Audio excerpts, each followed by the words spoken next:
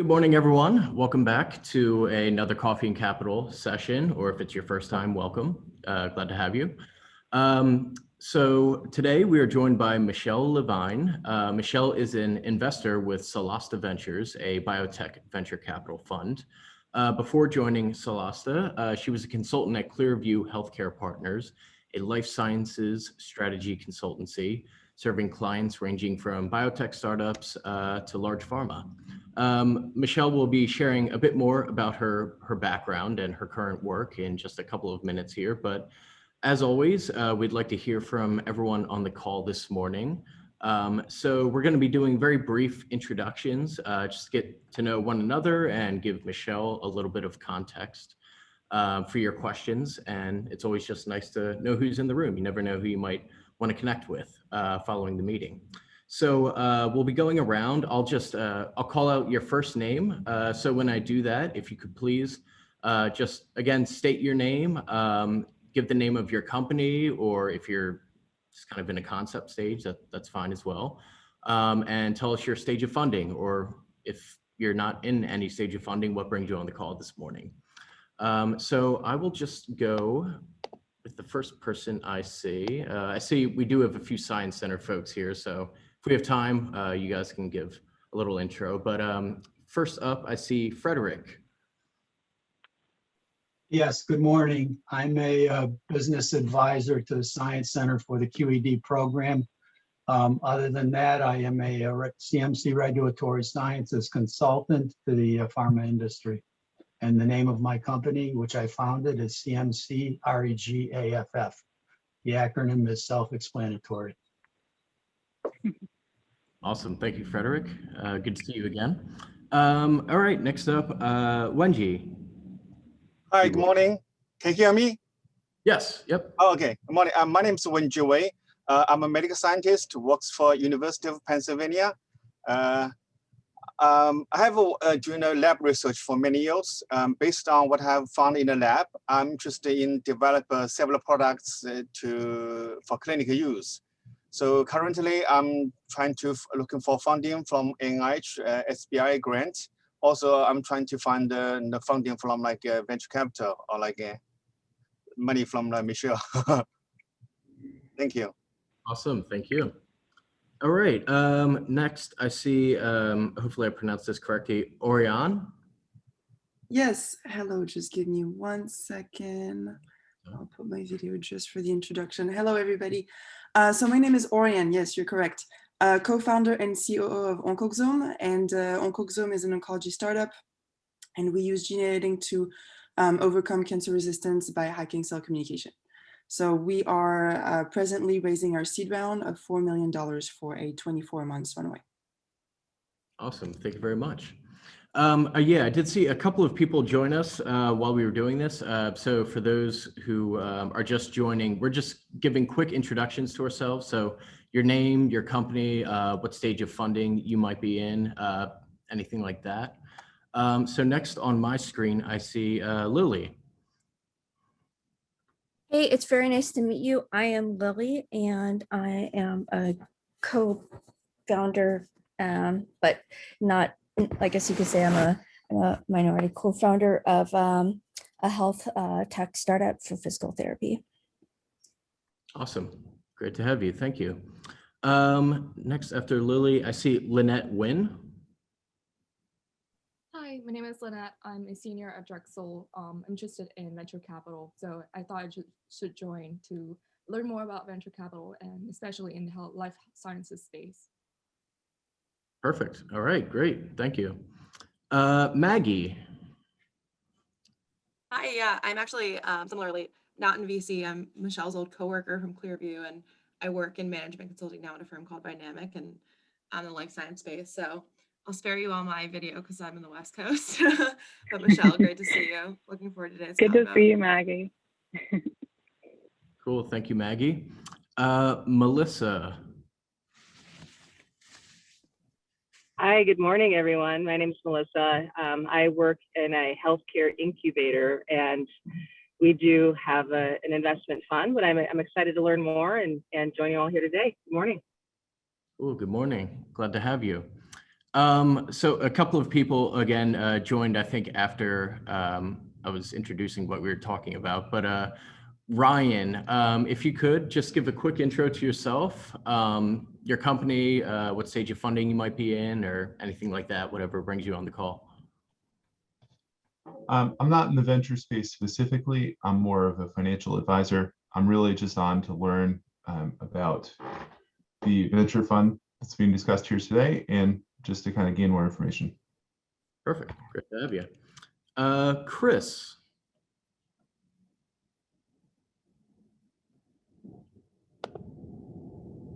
Chris Haskell, if you're there, if you just want to introduce yourself. If not, all good.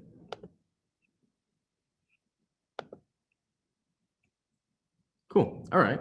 Well, as I said, we do have a few Science Center folks on here, but I guess in the interest of time, perhaps it's best just to move on to our main event. So once again, joining us today, we have Michelle Levine of Solasta Ventures. So Michelle, if you would, maybe just give us a few words about your background and the work you're doing now with Solasta, and then we can jump into questions. Yeah, absolutely. Yeah, I can give more background on myself and then also the fund, because I know some people are curious about that. So it's nice to see you all. Thanks for coming, and also thanks to the Science Center for inviting me. I'm Michelle Levine. I still kind of feel like a scientist, but I spent about a decade at the bench, so I think that's probably why that'll always stick with me. But so I started off in a molecular biology, well, kind of molecular biology throughout, but in the hematology oncology lab for several years at Brigham and Women's Hospital, a hospital in Boston. And then decided to take the plunge and go for a PhD in molecular biology and genetics. And so I went to Johns Hopkins, where I studied mouse models of tumorigenesis and the role of a certain organelle within the cell in promoting tumorigenesis. And then it was, kind of halfway through my PhD where I was like, well, I don't know if academia is for me, and started exploring other options. And I actually went to an event similar to this where Therapeutics Ventures was there, and they were speaking about this foreign topic called venture capital. That sounded really exciting because it was really, you're kind of on the cutting edge and learning about all these really cool technologies, and, really getting to dig into the science and talk to really passionate scientists and founders and meet a lot of cool people. So I thought it sounded pretty ideal. And so when I started asking around, how do I get into this? I only have an academic background. I heard more and more that consulting would be a great way to get some of that business know-how and think about strategies that biotech companies use, especially within biotech consulting. So as Jake mentioned, I then was at ClearView Healthcare Partners. So from PhD had a small internship in a venture capital firm, but then had my role lined up at ClearView Healthcare Partners, which was a great opportunity, a great learning experience. Was there for a little over a year. Absolutely loved it, and got to work with a lot of interesting clients within the biopharma space. Actually also got to work with an academic institution as they're thinking about whether or not they should commercialize a product that they had that was in very early stage. That was the most fun, I think, project I had at ClearView, and that really kind of fits well into what we do in venture capital. So like I said, about a year into consulting, I was approached with, I was fortunate enough to be approached by a friend who was working at Solasta at the time. And she told me that, she would be leaving for personal reasons, not having to do with Solasta. And so she thought that I might be a good fit for her role. So fortunate enough to kind of get that call, and then went through the interview process and joined Solasta last year. Been there about 9 or 10 months now. So maybe I can speak a little bit more about Solasta, but also happy for anyone on the call who's thinking about VC as a career or anything like that, happy to answer questions there. So at Solasta, basically, we're a South Korean venture capital fund headquartered in Seoul, South Korea, and started in the 1970s. So sort of the first generation of VCs in South Korea. And then, and they're focused on sort of non-biotech ventures. But it was about in 2013 or so that they were thinking about, expanding their geographic footprints. Like, where do we go? A lot of VCs from South Korea at the time were going to China. But we, saw an opportunity within the Boston biotech ecosystem that was, kind of emerging within the early 2010s, right? And so we opened up an office in late 2013 within Boston. And since then have invested in about 25 to 30 different portfolio companies, all within biotech, mostly therapeutics. I would say over 95% of those portfolio companies are within the therapeutic space. I believe we have one in diagnostics, and have kind of branched out from just the Boston biotech scene, as it's been now booming in many other areas as well within the US. But we focus on US, Europe, and also Canada. And yeah, since that time, I think we have historically invested in oncology, cell and gene therapy, inflammation, infectious disease. There's so many great opportunities. And so we're really pretty agnostic to therapeutic area, stage agnostic as well, since that's sort of been in the past few years, really the lines are sort of blurring between like a Series A being, about to go public, or a Series A being very early stage. So we kind of invest across the spectrum from seed all the way through crossover to IPO rounds. We do love early stage ventures. I mean, I think I love to dig into some of the really early stage data as well. So that's a bit about Solasta and sort of our investment focus, but I'm also happy to answer any questions more specifically about Solasta. Awesome. Thank you for that. Yeah, so as I forgot to mention, anyone who does have questions, please feel free to just unmute yourself. We've all gotten to know each other a little bit here, so you can just jump in with your questions. And we shouldn't have too much crosstalk. It's usually not an issue here. I have a question. How early in the preclinical stage do you guys invest in? Do you usually want in vivo data, or does a proof of concept in vitro be sufficient? Yeah, no, it's a great question. And I think I'll try to speak about Solasta and also biotech VCs more broadly. So within Solasta, we will look pretty early stage. So we work a lot of times with academic, commercialization offices, tech transfer offices, that kind of thing, and look at projects from that stage. So I think when we do kind of assess those early deals and early opportunities, it's not so much, we kind of try to look at kind of the historical publications that have kind of supported whether it's, mechanism of action or whatever the technology might be. And then, can go off of the in vitro data as well and think a little bit more heavily about the team and how the team can support sort of the growth of that company and help it find a good direction with its idea. So we definitely will look early stage. And I think, the more I sort of talk to other VCs in the biotech space, I think, early stage is really exciting. It's where you can get great returns. It's where you can have a big impact on the company as well, because, when we provide equity, we also, usually get a board seat and can help, work with the management team to kind of drive the company forward and provide any advice or any connections, any network, any opportunities, any team members they might need, that kind of thing. We can really help support the team. So I think, honestly, that's really fun for us and then hopefully helpful to the entrepreneurs. So I think more and more, there are some dedicated VC funds that do new co-creation and do, very early stage startups. And we sort of, like I said, kind of do the gamut. But I think we are really excited by the super early stage stuff. Hopefully that answers your question. Yeah. It does. And very quickly before everybody else jumps in in terms of exit, are you looking usually for, after phase one, an M&A, or what's your, I guess, favorite exit route? That's a good question. I think it depends on the technology a bit, but I think M&A or IPO both can be very favorable for everyone. So and I think with the market, I guess in the past few months may be a bit different, but it's been super hot lately. So going public is also a great route. Getting acquired by a SPAC is another popular route these days. So I think we're sort of adaptable to different options just based on the technology, based on what the opportunities like for both either acquisition or the public market. So okay, thank you. But I don't think we don't necessarily invest to say we're only going to invest in this company if they go public, or we're only going to invest if they can there's a chance that they can be acquired after phase one. I think, try to be a bit more open-minded to the different routes, the different options, especially when it's early stage. Okay, that's much appreciated. Thank you. Yeah, no problem. Good question. Hi, Michelle. This is Melissa. I'm curious, do you have investment themes or areas that you guys are really focusing in on, and how do you determine what those themes are? Yeah, another great question. So yeah, we keep our ear to the ground. We go to a lot of different conferences. We go to a lot of different like academic pitch days or incubator pitch days, that kind of thing, to just always, I guess, try to keep on top of all the exciting new data coming out, all the exciting new trends.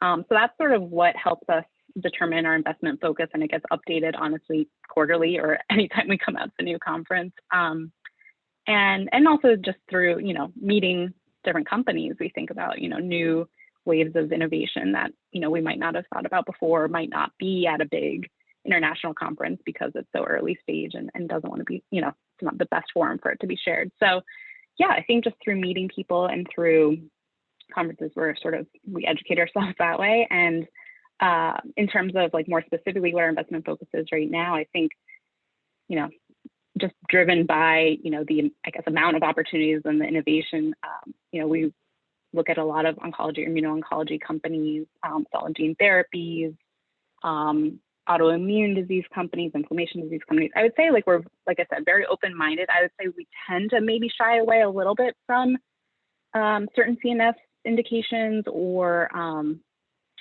trying to think what else. We tend not to do too much. I will say we're mostly with therapeutics, just to reiterate that, but maybe less cardiovascular, but we also tend to see less of those opportunities come in. And so, I will say we'll make exceptions for, really cool stuff, but I think our focus tends to be more on what I mentioned first. Does that answer your question, Melissa? It did, thank you. Okay, yeah, no problem. Good question.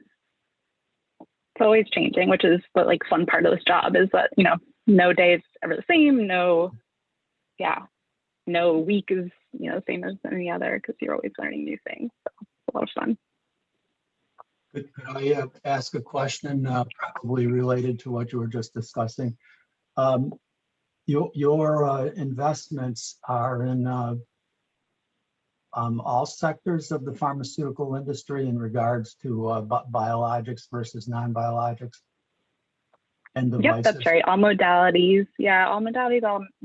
We also look at interesting drug delivery technologies as well, but usually coupled with a therapeutic application. But yeah, that's right.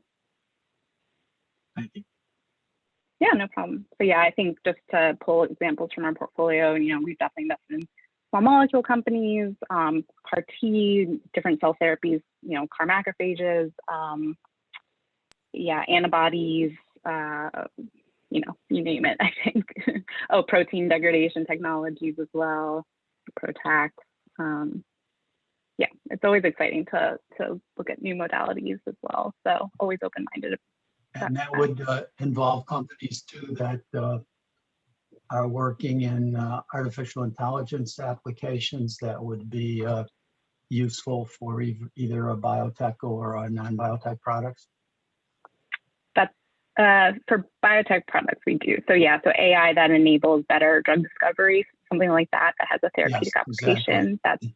That's definitely, and something that we've been reviewing more and more recently as well. We haven't historically invested in one, but yeah, we have a couple opportunities that we've been actually in the past couple of weeks we've been talking to. Yeah, it's definitely an exciting space. I think Foundation does invest in those types of companies, and I think that gives some insight into the value associated with those, potential value.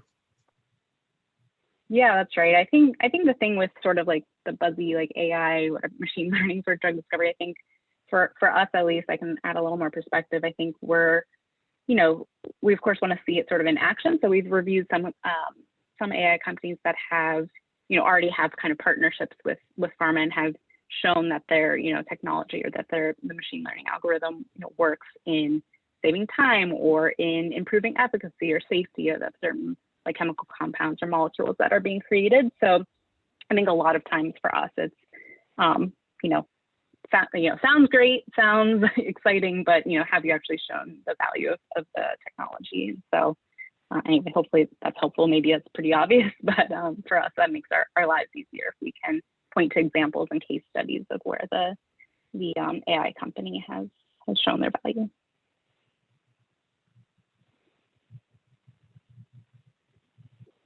Hi, Michelle. This is Wenjie. I have a question. Hi. Since I'm from academic side, I have opportunity to apply for the NIH grant. It's like an SBI grant. I want to know, do you have any, your company have experience like to invest the projects which has been supported by NIH grant? Was it the value to you? Like, or I think it's too earlier for. Yeah, I think. Sorry, what was that last part? I want to know whether you have experience, like your company have experience to work on those projects. Yeah, so I'll try to answer your question and let me know if I missed it. But I think for us, when we see a company that has received an SBIR grant or STTR grant, you know, I think where it really shows its value is like that the startup company can get much further ahead with non-dilutive funding, right? So it's not like they've had to raise a venture capital funded round, right, or background. They've been able to, you know, take that money, do good work, show proof of concept, show something with it, right? And then they come to us and they're like, oh, wow, you know, this is a seed stage company or maybe Series A stage company, and they've already done a lot of work thanks to that, you know, funding source. So I think that's, you know, I guess that's what we see value in, and not so much like, oh, this company earned an SBIR grant, like, you know, we're going to market, you know, with extra points or something over someone who didn't. I think it really, it's about like the data that was able to be generated. Does that answer your question? Oh, yeah. That's good. I think it's, you know, it's definitely of a great value to founders, right? Because it's a source of non-dilutive funding. You can push your idea forward without giving out the, you know, part ownership yet of your company. So definitely encourage anyone, any founder to apply for those. All it can do is help you. But from the VC side, it's more so about being impressed by the amount of data that you've been able to generate in a very early stage. I think that's sort of how it translates to us. Okay, thank you. Yeah, no problem.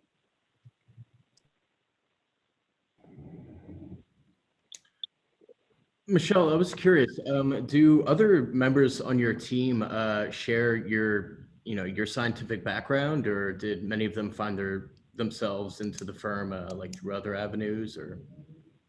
Yeah, great question. I think maybe I'll speak very briefly about my firm just because we happen to be a small one. And then I can talk a bit more about the friends that I've made who are other like associates at different VC funds and sort of what their backgrounds are. So I think, oh, okay, thank you, bye. Sorry, I just want to make sure I was capturing that chat. So for me, I work basically very closely with the general partner and the kind of founding partner of the Solasta office in the US. And his name is Derek Yoon, and he and I work, you know, hand in hand together with like going to all the pitch meetings and diligencing companies and that kind of thing. So he has an investment banking background within healthcare, but is more on sort of like, yeah, the doesn't have the kind of scientific background, but he's been doing this for so long that he obviously understands all of the science. But I think we complement each other well because he definitely knows a lot more about the finance and investing side, and I can help with this kind of scientific diligence when we come together and discuss everything. So I think there are people of many different types of backgrounds that kind of can work together in a fund. It just so happens ours is small, and that's pretty much how it works. And we have a great, you know, executive assistant that we work with as well. So we loop her in on things. And then we also, I didn't mention this, but we have an SF office that's focused on, not on biotech, they're more on IT. And those, yeah, there's two great guys there as well. And they have, you know, sort of more of a background in like software engineering and all the stuff that you need to know for IT. But let me maybe speak a little bit more to like my friends at other biotech VCs and sort of the backgrounds there. I think a lot of times, at least coming in at an associate level, which is, you know, sort of the first level of, well, maybe first or second level of a VC fund. I think it's sometimes called different things at different funds, you know, but ignoring that, you know, a lot of times they will come in with a scientific or an entrepreneurial background because when we, assess companies, we need to be super rigorous about doing our, looking through the scientific data, looking through publications, like educating ourselves on the space, if we aren't already super familiar with it. And I think that obviously takes being able to, sift through and wade through all of these like some really extensive data and really elegant experiments. So I think having a strong science background is pretty important for, at least if you're in that position where you're in charge of, doing a lot of due diligence. I will say that there are other people who will maybe come into VC through, either they've had a role in, maybe business development within biotech, and so maybe a bit more on the business side of things and come in, or they have some other operational role within a biotech and will sort of come in and bring their expertise into the VC, in the fund. So there's different kind of routes to get into it. I think if you want to kind of come in and work your way from like the ground up within VC, I think having a science background is helpful. Otherwise, you can try to jump in at different points in your career, can potentially jump into the VC side once you've had, maybe 10 or 20 years or however long of experience in jumping around different operational or other roles within biotech and pharma. Because then you can obviously offer your expertise in, what you've seen within either different therapeutic areas or what you've seen with different strategies of different funds or different biotech or pharma companies. And, everyone, there's so many cool, I guess, trajectories for paths within like the biopharma world that I think everyone can offer a great perspective, and it can only help make a VC fund team stronger. Hopefully that was somewhat clear, but happy to answer any like additional questions off of that. Great, thank you. That was super helpful. Michelle, I was curious as well, like when you're starting to profile a company, maybe it looks different for you, or like you're working in a team of coworkers, but aside from the science and the data, what else are you looking at in these like early stage ventures specifically? Yeah, no, great question. And maybe I'll kind of split up from like super early stage, like seed, or maybe very early Series A companies, and then versus what we look for, maybe some later stage companies like crossover IPO, that kind of type of company. So for very early stage companies that don't have a lot of data, I think we were talking earlier, like what if we just have sort of in vitro data for like very high level kind of proof of concept for the technology, something like that. I think we'll, obviously look through, I think I might have mentioned this, but like, the publications that help support that idea or help come together to like have generated the idea, and basically anything we can to sort of think of ways to like de-risk the science moving forward as well. But we'll kind of weigh more heavily on the team as well, because there are fewer data for us to kind of sift through. So at that point, it's like, okay, so there's a team in place, like how can we help? Is the team sort of willing to sort of accept our help and accept feedback? And when I say our, I mean sort of whoever else is backing them in addition to Solasta, right? Like the different venture capital investors for whatever round that might be. And so, yeah, so it's really sort of more team weighted and, as well as the science, because at that point, the company can go many different directions. Maybe like, the founder has an idea, but they'll have to bring in as the kind of company grows from just the idea stage, if it's just maybe one or two founders, right? They'll have to sort of help grow the company and bring in like the more business side of people and management team and that kind of thing. So keeping in mind that can go many different ways, we can be flexible together. And so therefore we kind of think about the founding team and think about the science.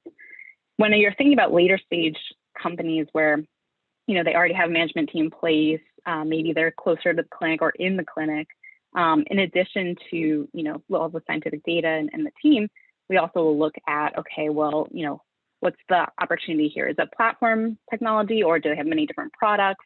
What types of indications, what types of applications could they go after with their product? Maybe they already have those in play, in which case we can think maybe more so about like market opportunity, or what are the exit opportunities here? Like, when it's later stage, that's when we start thinking a little bit more about exit opportunities and whether or not the market will think it's, exciting technology, how the market will value it. We think about the competition as well, like who else is either playing in the space indication-wise or playing in the space with similar technologies, right? So think about like more of like the competitive landscape, market opportunity, risks, and how the company's planning on mitigating those risks. trying to think what else. We write this, as investors, we write this all up in a huge like investment memo and present it in front of our investment committee to get the approval to write our checks. So I'm just trying to think through all the different pieces of this extensive memo. Yeah, I think we, think about the budget, think about, how they've used funds so far, what the funds are going to go towards, like what milestones that are going to hit in the near term and long term. I think those are, the major pieces.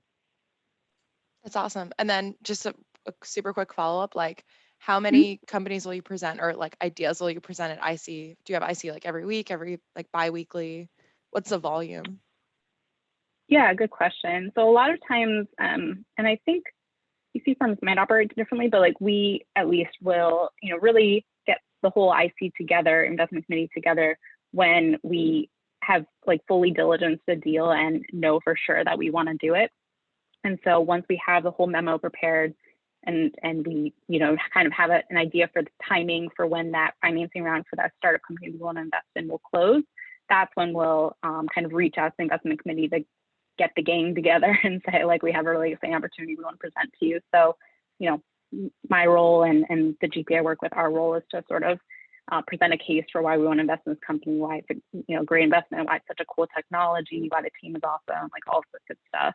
What kind of risks might present themselves, all the things we just mentioned. So we sort of almost like we turn into entrepreneurs and we just sort of pitch on behalf of the founders, on behalf of the startup to our investment committee and answer questions and sort of work with them. So we'll typically meet the investment committee twice before they make a final decision, once to sort of present the case and answer any preliminary questions, and then the second time to answer any more in-depth questions, and then they'll provide their answer. So it really is sort of like once we're ready to pull the trigger on an investment. But that being said, there may be other funds that meet more regularly. Awesome, thanks, super helpful.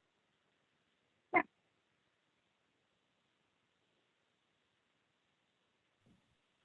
Good morning, Michelle. Eamon Gallagher. I work with the Science Center with way too early startups to try to get them prepared for a firm like Solasta. And I'm interested in hearing from you what the competitive advantage is or what the value add that Solasta has really had a history or track record of bringing to the table with investments. There's a lot of investment capital out there now. There are a lot of deals going around, but what is it that you find your founders choose Solasta for, and what are the things that you really lean on? Yeah, that's a great question. So I think there's sort of two major buckets there. One is, a lot of times there'll be syndicate members, either who have invested, well, I guess you're talking very early stage, so maybe there's no investors yet, but if there are other investor groups that sort of want us included because we've historically invested with them and they know that we provide value either through advice during like board meetings or connections to that, something that startup needs, like whether it be through like BD folks that they want to be connected to or other founders that they want to be connected to that have worked on similar problems or that kind of thing. So in addition to sort of, which is maybe a bit more standard, but in addition to like sort of networking or connections that we can provide to the startups, or, the fact that we would, like other investors want us to be included in a deal, we're thinking super early stage. I think the other thing, and even to later stage companies, the other thing that Solasta brings to the table is we do try to leverage like our expertise or our sort of network outside of the US as well. So, Derek Yoon, the general partner I work with, he's been in the VC world for 20 years and 10 of those years was in South Korea. And he's worked with a lot of biotech and pharma companies within South Korea. He has a lot of connections to clinical sites and PIs within South Korea as well. And there's some big markets there and really great hospitals there as well. So I think leveraging sort of that South Korea angle of, we can provide introductions to our portfolio companies or to early stage ventures to say, okay, if you are thinking in the future of running clinical trials, you can, there's many advantages as to why to run one in South Korea and or access to that market, access to licensing for ex-US rights, like all these different types of like strategic angles for BD opportunities or sort of growth opportunities for the startups is something that we utilize quite often actually, like, and we keep the door open always. We don't push it on anyone by any means, but if it's something that startups are interested in, which it seems like more and more, they are interested in sort of ex-US opportunities, something that we can bring to the table as well. So hopefully that helps. I think also for maybe one last thing for early stage ventures is, we have previous experience with helping new companies forming out of academia, or, I think soon we'll have hopefully some forming out of actually pharma and spin-outs. But we have previous experience with new co-creations. We know how to bring people together and bring either a good syndicate around the table, so can help bring in more capital if that's what the company needs, can help bring in a management team if that's what the company needs, bring in more like local BD opportunities. So for example, last year, I guess it was early 2020, we invested in a company called Evolving, which was coming out of Yale. And it was a new company, basically had a technology coming out of a lab at Yale. And we basically co-led the deal with Pfizer Ventures and Takeda Ventures. And together we helped bring in a management team. We were able to help, bring in sort of execs and really seasoned, folks from Pfizer as well. And so we, work together with not only traditional venture capitalists, but also corporate VCs, and which can provide like a BD angle or strategic angle down the line as well. Doesn't always have to be the case, but anyway, so hopefully that gives you a flavor of sort of our past experience with like early stage companies and helping bring people together, as well as, the South Korea angle that we happen to have.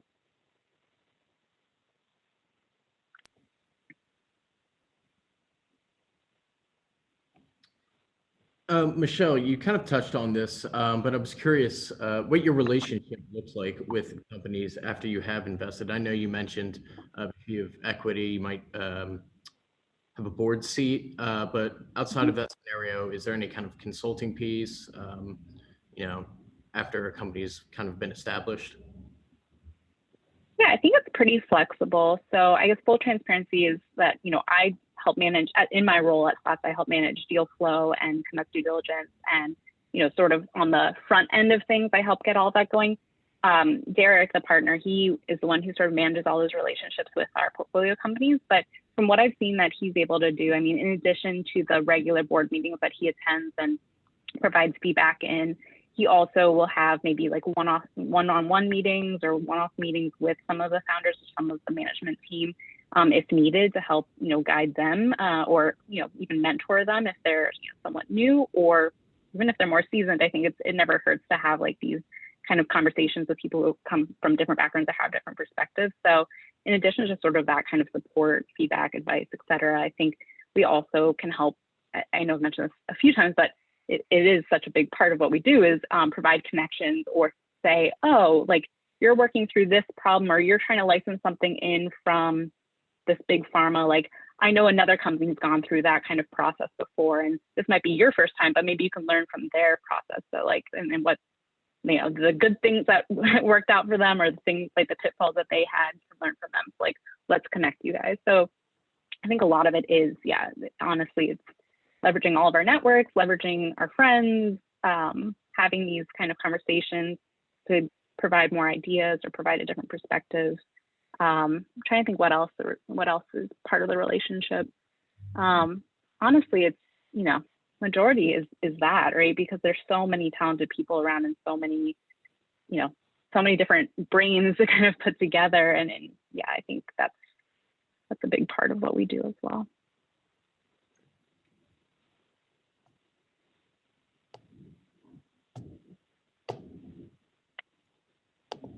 And also, I know I mentioned this, but also the, introductions for potential business development deals. I think that's the other helpful thing. And again, this is not, I guess my last answer wasn't necessarily Solasta focus, but it's, pretty common across species as well. Gotcha. Yep. So I know we've had a few people introduce themselves as kind of either newcomers to venture capital or just interested in the space. As someone who's relatively fresh into that world, do you have any advice, to making your way in there? I know you kind of parlayed your scientific experience for Solasta, but anyone who might not have that kind of background, any advice for them? I think, I guess who doesn't have my background in terms of like the science background or a consulting background, honestly, I think wherever you come from, going through consulting, whether it's management consulting at a big firm like Boston Consulting Group, or McKinsey, being all those great ones.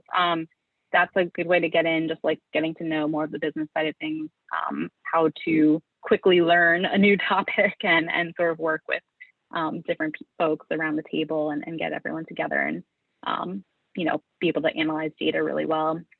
I think that is a good stepping stone into venture capital. I think I mentioned earlier, but any sort of operational experience, you can maybe jump into VC after that. If people are coming straight from college, I think any sort of either entrepreneurial or startup experience you might be able to get might be a good way to do it. I have to admit, I have a little bit less experience with talking to folks who have gone through college to consulting route, and seems like a lot of associates I've met have gone through the Ph.D. and consulting route. But I will say, like, from the few people I know who have gone through the college route, they've gone through like investment banking, I think, is another option as well, or a biotech startup or some sort of entrepreneurship. But yeah, I think there's so many ways to get in, which I know is not a helpful answer, but I think it only helps to talk to more and more folks, like reaching out on LinkedIn, for example, as someone in VC, or even just like looking at their bio on LinkedIn if they're in a VC fund that interests you, just see how they got there. I think that's how I did it when I was first exploring the VC world. And I think informational interviews also, where there's sort of no pressure, because maybe if you're a few years off from even thinking about VC, I think can only help you sort of get the lay of the land a little bit as well. Great.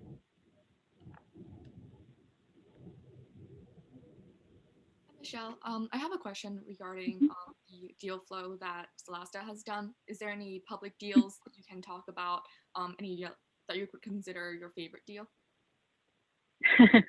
Well, I have to admit, my favorite deal is the one that I've participated in, and there's been a lot that have happened before I joined Solasta, but the most recent deal was Charisma Therapeutics. So it's actually out of that's the Philly area.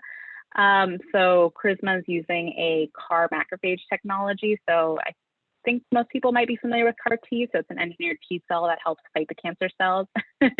Yeah, go Philly. And this is a new take, or pretty differentiated approach, because it's engineering macrophages, which naturally can kind of eat and engulf cells that present different antigens, and that are recognized sort of as foreign, will go and eat them, and subsequently they die. So I think it was, to us, a very interesting approach, a new way of using a new cell therapy within oncology. So that was a cool one that we did last, I believe it was December that it closed. And so that was a lot of fun. And yeah, I think because of our excitement around that deal, we've been heavily looking within the Silicon Valley, as they call it, right, in the Philly area. And then I think, we've had a few that have gone public and done super well that I was not involved in, but I should remove myself from it because they've done really well. And I know, we at Solasta are very excited about them. So I think, there's a few. So one is actually the one like kind of non-therapeutics based venture that we invest in. So it might encourage us to do other investments within like the proteomics and diagnostic space. So that one's called SEER, S-E-E-R. So that went public last year, and I think, is doing super, super well. It was based from a PI out of the Boston area, out of Brigham, I believe.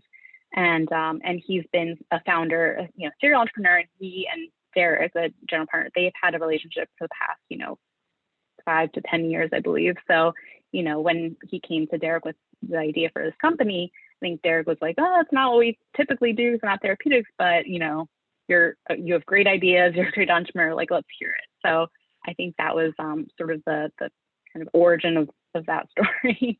So I think, that's the other nice thing, is having, in this world where people have great ideas and like to do many different projects, because a lot of times like the founder might either exit or have the bandwidth somehow to work on multiple projects, is to like have those relations and have them keep coming back to us with new ideas. And we're always happy to hear those.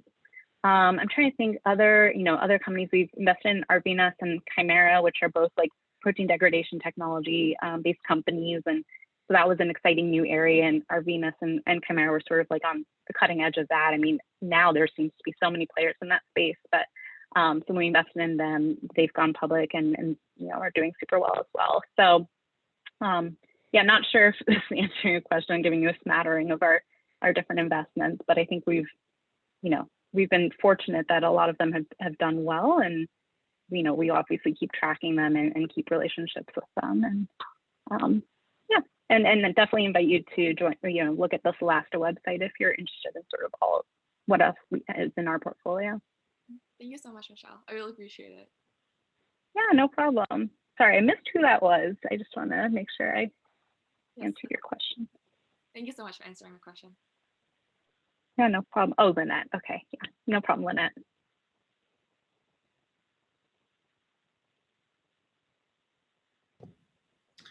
Michelle, I know you just mentioned you really only had worked directly on this one deal so far, but I was wondering if when you were learning about Solasta's work, if they ever talked about, is there any difference in investment style or how relationships are maintained when working with a North American company as opposed to one in South Korea?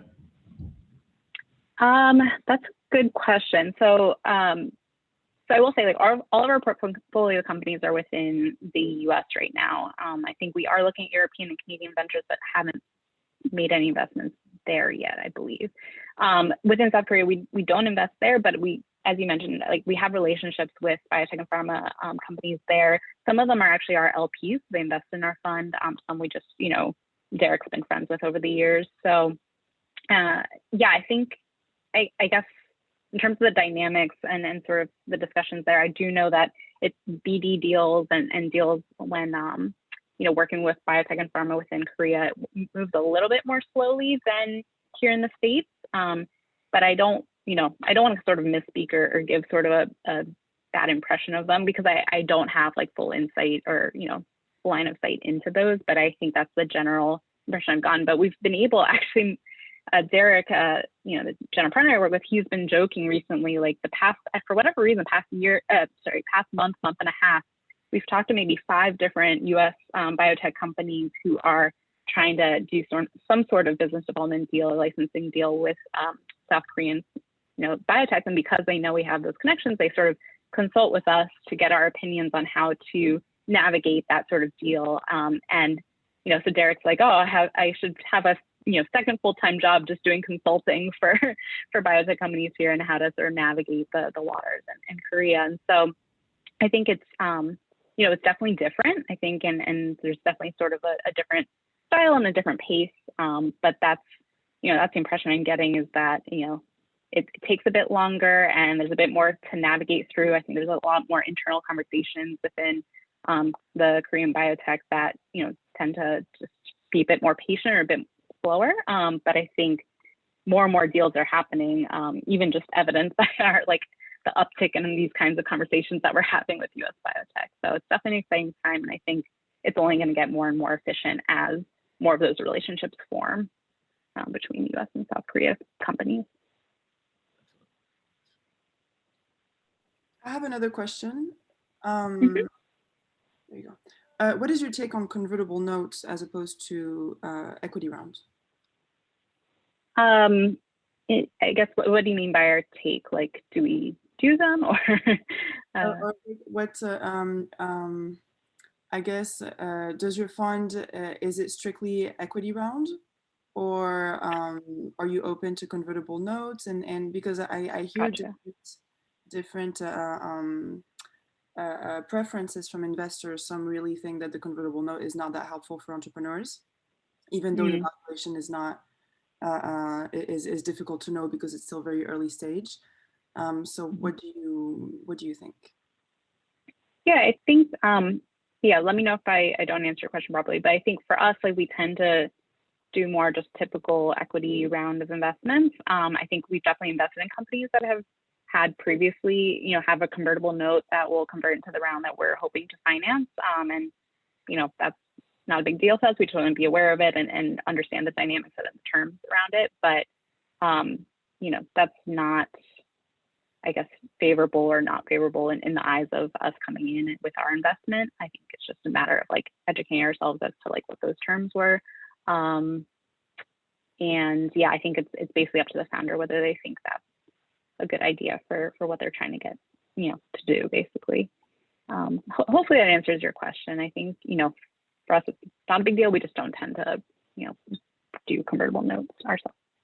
Okay, gotcha. Thank you.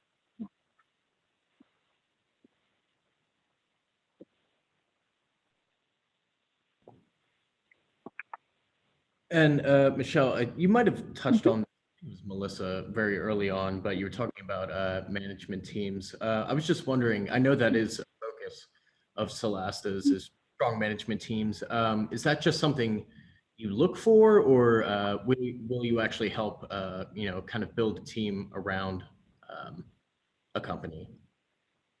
So we can do both. So if we look, you know, early stage enough and there's not a management team there yet, we can either, if the entrepreneur feels like they have the ability to, you know, bring on a management team themselves, or they have the connections, or they're working with, you know, a tech transfer office or commercialization office that can help provide those folks, like we're happy to sort of let them drive that. But we're also able to sort of bring in people we know either from, you know, that we've done previous deals with or we've met with for previous ventures and we know are really strong in antibody development, or they, you know, really know what they need to do for clinical development within AML or something along those lines. So we're flexible, but we can bring in management teams. And I think, you know, we did help do that with this Evolve deal I mentioned that we did early last year, where we, you know, alongside, you know, Takeda Ventures and Pfizer Ventures helped bring in management teams or management team into that company. And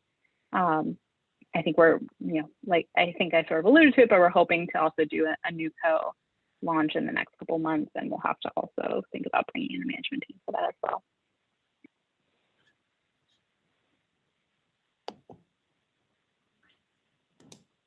All right, we just have a few minutes left here with Michelle. So if any of you have questions, certainly now is the time to get them in. Yeah, definitely feel free to ask anything on your mind. I'm hoping this is like, you know, you can get helpful information from this. I know when I was, you know, either first learning about VC, so the people who are here for that, like I wanted a place where I could ask even the most basic questions. And so hopefully I can provide some details there, or for, yeah, entrepreneurs or founders who are looking for a very low pressure situation to ask questions, please feel free. Yes, I have another question. How do we get in contact with you? What's the best? Yeah, good question. I'm happy to provide my email address in the chat, or I don't know, Jake, are you gonna share it at all, or should I go ahead in the chat? I mean, you can throw it in there now. We will be sending out a follow-up email in a couple of hours. Thank you. Okay, awesome. Yeah, I just put it there. And also feel free to reach out on LinkedIn. Yeah, for me or for any other, you know, VCs that you might want to get in contact with. I think a lot of times either there'll be sort of a way to like contact someone through either their website for their fund, or they'll have like contact information on the website, or obviously LinkedIn's also a great place as well. So I would say like a lot of times with LinkedIn, if you're an entrepreneur and you've never reached out to that person or never met that venture capital person before, if you can send a message alongside your invite, then they have a bit more context as to what you're doing and why you want to connect. I think that's super helpful. I was also going to ask, because of COVID, I'm guessing investors are more prone to look at cold emails. I guess my last quick question is, what do you look for in a cold email? Do you, you know, I receive different information, send an exec summary or send a pitch deck, and then in the core message, what type of information are you looking to just read very quickly to know yes or no, I want to look at this pitch deck? Yeah, no, it's a great question. I think, you know, if you can sum up your pitch deck in a very succinct email, like one line for who you are, one line for like what the company's trying to do, what the technology is, and, you know, one or two lines for what the applications are of that technology, as well as, what your fundraising status is. Like, are you trying to raise X amount? Are you seed round? Like, I think by knowing sort of stage, technology, application of technology, and sort of, who you are, I think that's a helpful, snippet or like a little snapshot of the company, which should also be in the pitch deck. And I will say, like, if you want to send an executive summary, that's fine. I love flipping through pitch decks. I think it tells me a lot, as long as the pitch deck can sort of nicely stand alone without a voiceover, right? So I love to see that. I think a lot of times if I get a cold email that says, like, please respond, please reach out if you want us to send a non-con deck, it's like one, hopefully it doesn't sound terrible, but it is one extra step for us to do. And rather than if I receive one right away, like, it's just easy when I have like 2 minutes before my next call or something to quickly flip through. So hopefully that's helpful. And I think you're absolutely right. Unfortunately, I think it is different for different funds, but I do think if you are willing to share a non-confidential pitch deck, that's super helpful for us as well. Because I think also another maybe tidbit I can add is a lot of times, VCs will have either weekly or, bi-weekly or whatever, like regular sort of meetings for discussion on new deals or new opportunities that present themselves. And so if I can go, to that meeting saying, oh, there's this really interesting company, I flipped through their deck, they're doing X, Y, Z. If I can speak to it a bit more, in a bit more educated way, like I'll bring that to that meeting and we'll discuss it there of whether we want to move forward. Whereas, if there's not a lot of information there for me to go off of, it's easy enough to come up with a reason to say, oh, of the 20 inbound stuff we got, like maybe not, I can't really tell, or something along those lines. We obviously try not to do that. We understand, like, everyone spends a ton of time thinking through things. It's so hard to be an entrepreneur. Like, I have so much respect for founders, but it's it is sort of there's a lot of volume, and so we have to somehow. I'd love to spend like an hour on every single one, but there's just not enough hours in the day. Well, that's understandable. Thank you so much. Yeah, no problem. All right. Well, that's just about our time. So.